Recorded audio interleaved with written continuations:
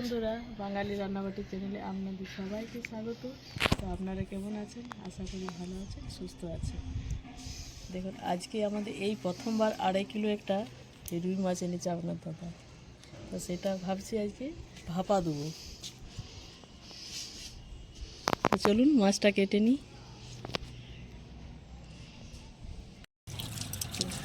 এত বড় মাছটা তুমি কাটতে পারবে? হ্যাঁ রে, কত মাছ যে কেটে ফেললাম আমি। শ্বশুর আনতো তো অনেক বড় বড় মাছ, তো আমাদের বাড়িতে কেটেই রান্না হতো। আমিও কাটতাম, শাশুড়ি কাটতো।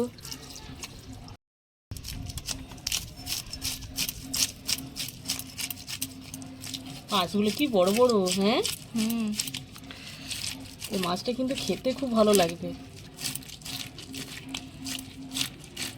এই বড় মাছের ভাপা খেতে খুবই ভালো লাগে। আজকে কি তাহলে তুমি ভাপাই করবে? হ্যাঁ রে, এই ভাপাই বানাবো আজকে। আমার শাশুড়ি মা খুব সুন্দর এটা বানাতো, তার কাছ থেকেই আমার এটা শেখা।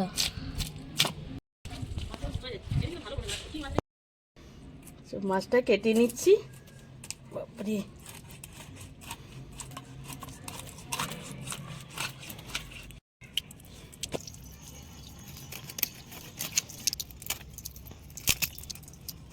এখন আমার মাছ কাটা হয়ে গেছে, তো অনেকগুলোই পিস হয়েছে।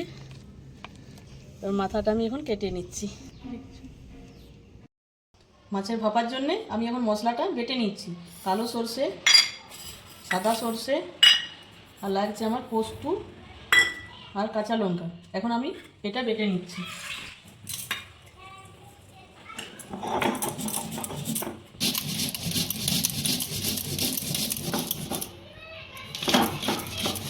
এই মাছ ভাপার জন্যে পোস্তটা কিন্তু লাগবে। এটা পোস্তটা দিলে খুবই টেস্টি হয়। আমার শাশুড়ি যখন কাঁচা মাছ ভাপা করছে, তখন আমি বলছি যে কাঁচা মাছ আবার খাওয়া যায় নাকি? বলছে হ্যাঁ রে, দেখ আমি কীভাবে বানাচ্ছি। তো খেতে এতটাই ভালো লাগে, তো আপনাদেরকে কী বলবো আমি। তো চলুন আমি এখন মশলাটা বেটে নিই। দেখুন, 1 ঝুড়ি মাছ হয়ে গেছে। তো আমার এত তো লাগবে না, তো আমি যে কটা লাগবে সে কটা আমি এখন নিয়ে নিচ্ছি। মাছটা আমি এখন মেখে নিচ্ছি। লবণ,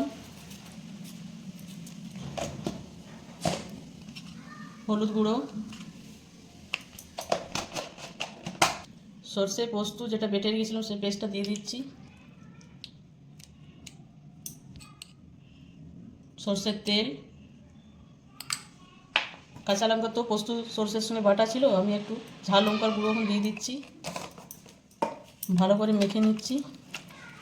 দেখুন, আমি কিন্তু আজকে টিফিন ডাবায় ভাপা দেবো না। আমার শাশুড়ি মা এইভাবে কড়াইয়ের মধ্যে ভাপা দিত, তো আমি আজকে সেভাবেই ভাপা দেবো। টিফিন ডাব্বা তো হয়, কিন্তু আমার শাশুড়ি মা একটু অন্যভাবে ভাপাটা করতো, এটা সেইভাবে আমিও করছি আজকে। মাখা হয়ে গেছে। আমি কড়াইয়ে কিছু সর্ষের তেল গরম করে রেখেছি, সেটার মধ্যে আমি এখন মাছগুলো সাজিয়ে দেবো।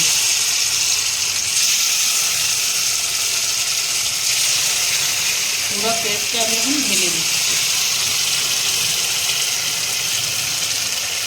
এইভাবে ভাপা করলে কিন্তু খুবই সুস্বাদু হয়। পুরো জলটা আমি এখন দিয়ে দিচ্ছি। এবারে আমি একটা চাপা দিয়ে দেবো কিছু। 2 কাঁচা লঙ্কা আমি এখন দিয়ে দিচ্ছি।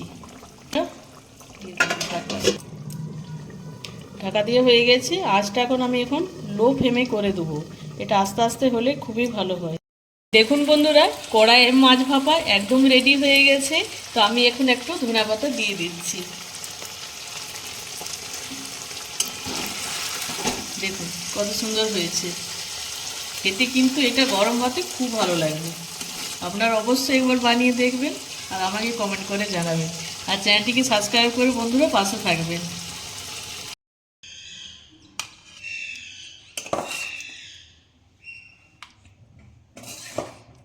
খুবই ভালো হয়েছে।